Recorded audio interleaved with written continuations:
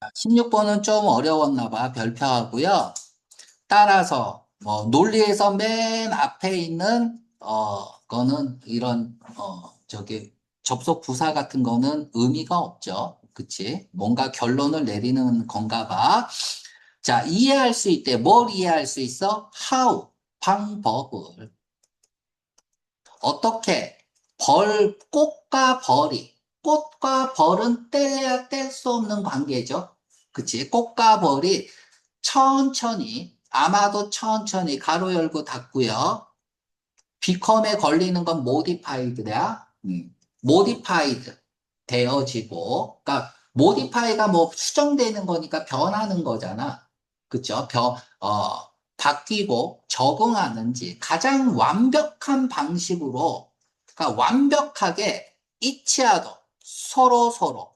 그러니까 얘네들이 꽃과 벌이 가장 완벽한 방식으로 서로 바뀌면서 적응한대요. 이 방법을 이해할 수 있대요. 자, 여러분들이 놓친 건 뭐냐면 방법이야. 그럼 여기서 제일 중요한 말이 뭐예요? 부사는 방법론이잖아. 이게 제일 중요한 말이에요. 부사는 방법론이다. 이 방법이거나 또는 이 방법이거나. 그러면 one after the other는 뭐야? 순차적으로, 차례로, 동시에, 번갈아. 이런 뜻이잖아. 번갈아. 차례차례로.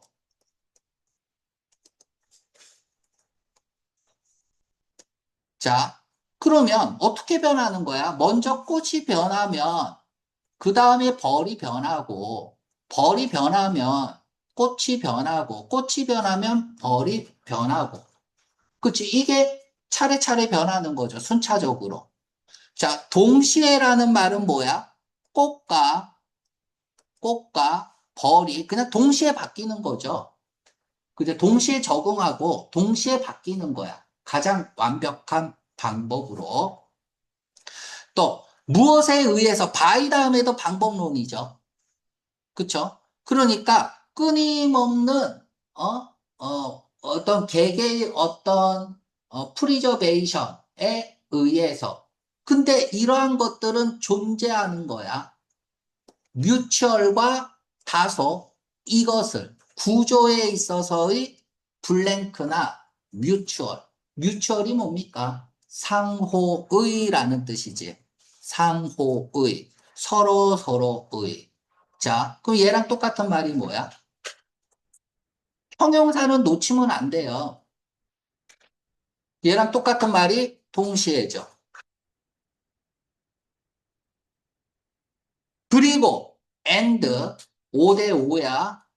and를 쓰면 다소 우호적인 다음에 뭐 나오면 돼요? 얘 나오면 되죠. 각자 변하는데 어떻게 변하냐 이거야. 뮤추얼하게 변하기도 하고 다음에 플랭크하게 변하기도 해. 그쵸? 그러면 얘는 서로잖아. 서로 변하는 건 뭐예요? 꽃 변하고 벌 변하고 순차적으로 변하는 것. 같은 건 아니잖아요. 그치? 같이 변하는 게 아닌 건 몇 번이냐 이거야. T번이죠. 데비에이션이 뭐야? 편차죠. 편차, 일탈, 차이 이런 뜻이잖아. 얘 다운하는 거고 VIA가 길이잖아. 길에서 다운하는 거잖아. 그 길로 가야 되는데 하나가 다운된 거예요. 그래서 데비에이트 하면은 빗나가다죠. 그쵸? 데비언트는 뭐야? 그러면 정상에서 벗어난 거죠. 이상한 거죠. 그래서 성격이 이상 성격자도 데비언트라고 하죠. 그치?